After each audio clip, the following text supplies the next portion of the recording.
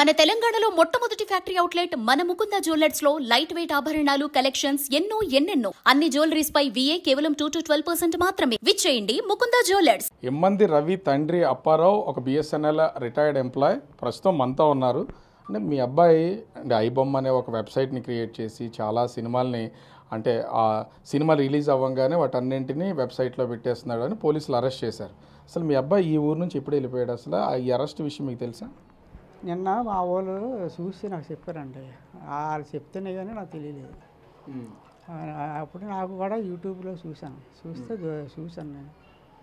ఏంటి ఇలాంటి కర్మ ఎందుకు మనకి, ఎందుకు ఇలాంటి పనులు చేశాడు అని కొంచెం బాధపడ్డాను.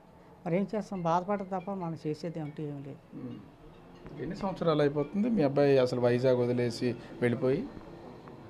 15 సంవత్సరాలు వచ్చాను. ఎందుకంటే పెళ్ళి అయ్యే ఇప్పుడు 10 సంవత్సరాల దగ్గర అయిపోతుంది. 9 ఏళ్ళు 10 ఏళ్ళు అయిపోయింది. అంతకుముందే వెళ్ళిపోయాడు. అసలు ఏమన్నా తెలుసా మీకు మీ అబ్బాయి ఇలా చేస్తున్నాడు అనేది? కానీ ఇప్పుడు తెలుసా అసలు? ఇలా కాదండి, నాకు తెలుసు. అదే కుర్రోళ్ళు అందరూ చదువుకున్న కుర్రోళ్ళు నెట్వర్క్ చేసుకుంటారు కదా, అలాగే ఏది చేసుకుంటున్నాడు, బతుకుతున్నాడు అనుకున్నా. కానీ ఇలాంటి యాదవ పనులు చేస్తానని నాకు తెలదు. ఏం చదివించారు మీ అబ్బాయిని? ఏం చదువుకున్నాడు? ఎక్కడ ఉద్యోగం చేస్తున్నాడు? డిగ్రీ వరకు నేను చదివించానండి. చదివించాను, మన బాధ్యత కదా, చదివించాను. లోన్లు అయి పెట్టి చదివించాను. ఆ తర్వాత ఆడ రకాల మీద ఆడే బతుకుతున్నాడు అని అనుకున్నాను. మరి నేనే పెద్ద ఆఫీసర్, నేటి ఏమైనా ఉద్యోగాలు ఇప్పించడానికి కాదు కదా, ఆస్తులు లేవు ఎక్కువ. కాబట్టి ఇంకా ఆడ బతుకు ఆడది, నా బతుకు అది. అలాగే నాకు ఏదో పెన్షన్ డబ్బులు వస్తున్నాయి, దాని మీద కళ్ళుకి నాకు మందులు 4 రకాల జబ్బులు ఉన్నాయి. నాకు గ్లూకోమా ఉంది, గ్యాస్ట్రిక్ ఉంది, షుగర్ ఉంది, BP ఉంది. అన్నిటికీ కలిసి నాకు 10,000 అవుతున్నాయి. ఎవరు ఇస్తారు? అంటే అసలు మీ అబ్బాయి ఉద్యోగం చేయడానికి వెళ్ళిపోయారు. వైజాగ్ నుంచి వెళ్ళిపోయిన తర్వాత రవి ఏ కంట్రీకి వెళ్ళాడు అసలు ఏమైనా తెలుసా మీకు? అవన్నీ మనకు తెలుసు. కంట్రీలు కాదు, హైదరాబాద్లో ఉన్నాడని నాకు తెలుసు. హైదరాబాద్లో ఉన్నాడని తెలుసు. ఇంకా అదర్ కంట్రీలో వెళ్ళాడని ఇప్పుడు మనకు తెలియదు. అలాంటి విషయాలు మనకు తెలియదు. అసలు వైజాగ్ ఎప్పుడన్నా వచ్చాడు? 15 సంవత్సరాల్లో ఎప్పుడన్నా ఇక్కడికి రావడం? వచ్చేవాడు. ఇక్కడ కొన్నాళ్ళు ఉండేవాడు. మా అమ్మాయి ఇక్కడే ఉండేది ఎక్కువ. మ్యారేజ్ చేసినా ఇక్కడే ఉండరు కొన్నాళ్ళు. మా మనవరాలు ఎంత పెళ్ళి అయ్యే వరకు ఇక్కడే ఉండరు. వాళ్ళు వామన వెళ్ళిపోయాడు, మా అల్లుడికి అక్కడ ఉద్యోగం వచ్చింది. కాబట్టి వాళ్ళు వెళ్ళిపోయిన తర్వాత మరి మా పాప ఉన్నవాళ్ళు ఇక్కడ ఆడు ఉండరు.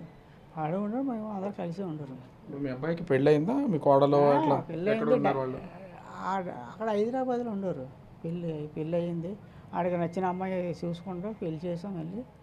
పెళ్ళి అయిన తర్వాత మరి వాళ్ళకిద్దరికి ఏమైందో డైవర్స్ ఇచ్చేసాను అన్నాడు. అంతవరకే తెలుసు.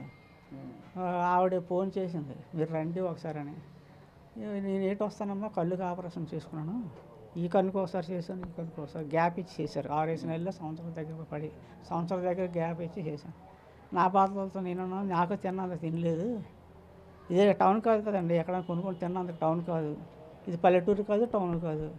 ఈ ల్యాండ్స్ అన్నీ మాయే. ఒకప్పుడు తీసుకొని గంటలు సోలు ఉంచుకొని తినేవారు. ఇప్పుడు హాస్పిటల్ కట్టారండి. డైరీ ఫారం తీసుకొని పెద్దందారులు వాళ్ళకి ఇచ్చేసి ఇలా మా బాధల్లో మేము ఉన్నాం. ఏ కూలి చేస్తే ఆ కూలి దొరికితే పట్టుకొని ఏదైనా మా కూలి. BSNLలో పనిచేశారు, మీ పిల్లాన్ని మంచిగా చదివించారు, అతను వెళ్ళాడు. వెళ్ళిన తర్వాత అసలు ఇలాంటి పని చేయడం కానీ మీకు ఎవరు చెప్పారు అసలు అతను అరెస్ట్ అయ్యాడు, పోలీసులు పట్టుకున్నారని? మా వాళ్ళు, మా బంధువులు అందరూ చూశారట. చూసి నాకు ఫోన్ చేశారు. మా పిన్ని ఒకరు, ఇలా మా తమ్ముడు, ఇలా మా చెల్లి, వీళ్ళందరూ ఏంటి ఎలాగ వస్తుంది రవి కోసం. ఈరోజు ఉదయం పేపర్లో పడ్డదట. మధురవాడలో ఉన్న ఒక తమ్ముడు వచ్చి పేపర్లో చూశారట. చూసి మా పిన్ని గారికి ఫోన్, చెల్లి వాళ్ళకి ఫోన్ చేస్తే అప్పుడు ఒకళ్ళు చెప్పడం చూసాను.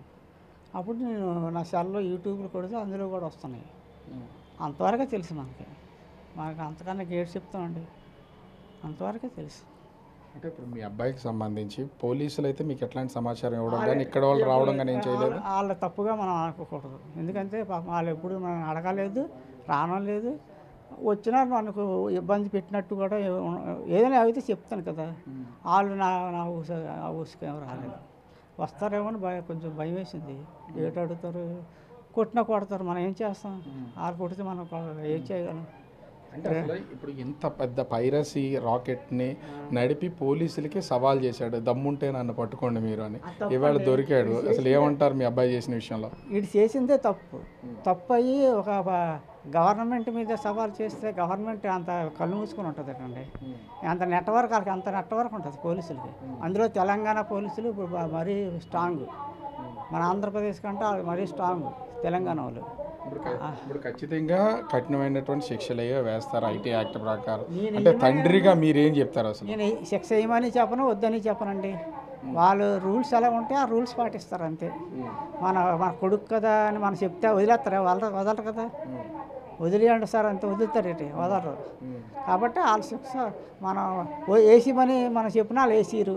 వాళ్ళకి ఏంటి వేయాలో ఏం చేయాలో వాళ్ళకి తెలుసు. అంటే ఈ మధ్యకాలంలో ఎప్పుడు వచ్చాడు అసలు మీ అబ్బాయి ఇక్కడికి? ఈ మధ్యకాలంలో వైజాగ్ ఈ మధ్యకాలం అంటే నెలలు అవుతున్నాయా, సంవత్సరాలు అవుతున్నాయా? సంవత్సరాలు అవుతున్నాయండి, సంవత్సరాలు అవుతున్నాయి.